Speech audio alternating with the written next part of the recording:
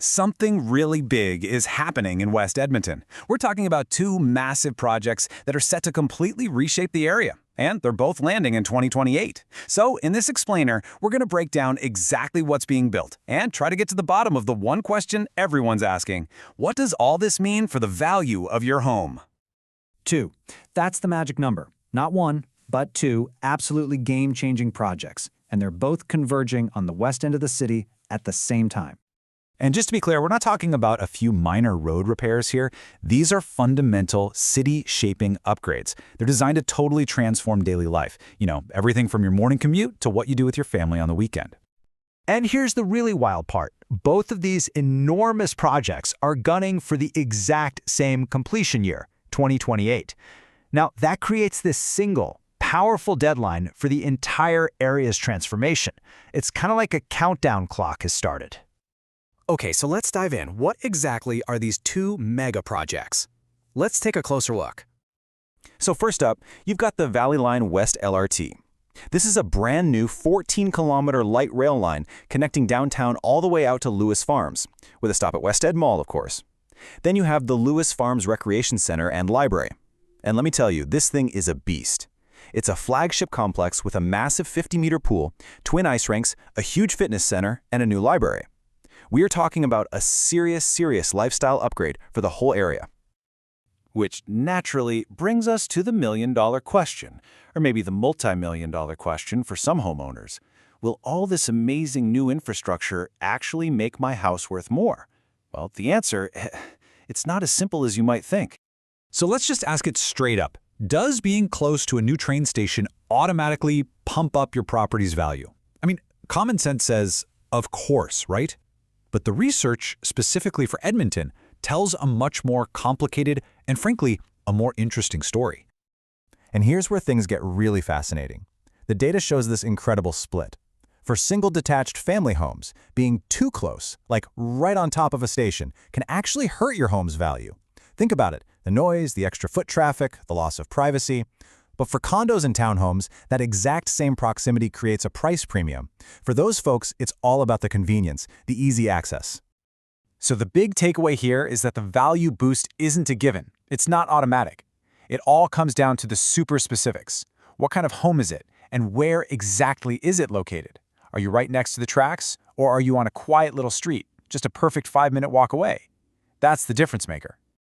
Okay, so with that crucial little detail in mind, let's zoom in. Let's get down to the ground level and really look at the specific neighborhoods that are sitting right in the path of all this change.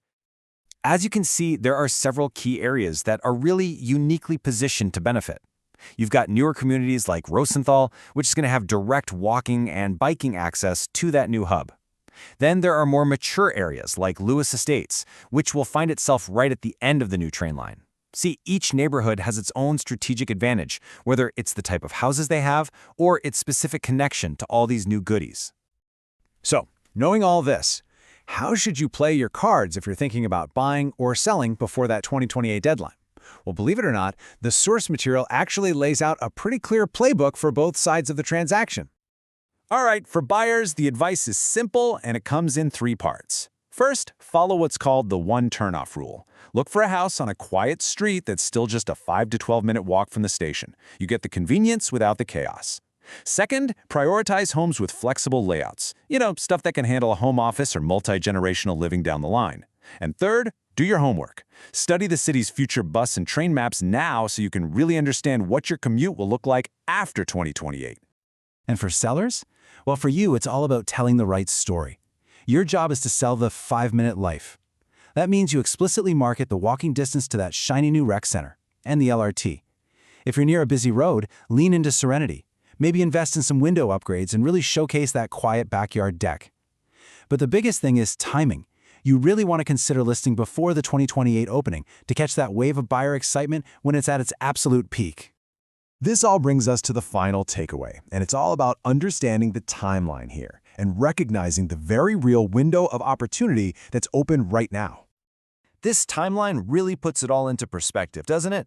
From now until 2027, we're in the construction phase. This is your chance to get in on pre-amenity pricing. Then, 2028 is the big year. That's when the ribbon cuttings and all the media hype will drive a surge of interest. And then from 2029 onward, we're in the maturation phase. That's when these upgrades are just a normal part of life, and you can bet the best located homes will be in very high demand. So if you want to track this like a pro, here's the one term you need to watch around 2028, the absorption rate. It sounds complicated, but it's not. It's just a simple measure of how fast homes are selling. If that rate starts to climb, it's a crystal clear signal that buyer demand is getting stronger, which is exactly what the experts predict is going to happen for the most desirable properties once these projects finally open their doors. So let's just boil this all down. What's the bottom line? First, the lifestyle upgrade coming to West Edmonton is absolutely real, and it's coming soon. Second, the effect this is going to have on prices is nuanced. It's not just about what you buy, it's about where on the block you buy. That's critical. And third, the window of opportunity to make a smart, strategic move, well, it's right now, before everything is finished. And that leaves us with one final thought to chew on. With these massive lifestyle upgrades locked in for 2028, maybe, just maybe, the biggest risk for anyone invested in West Edmonton is waiting too long to make a move.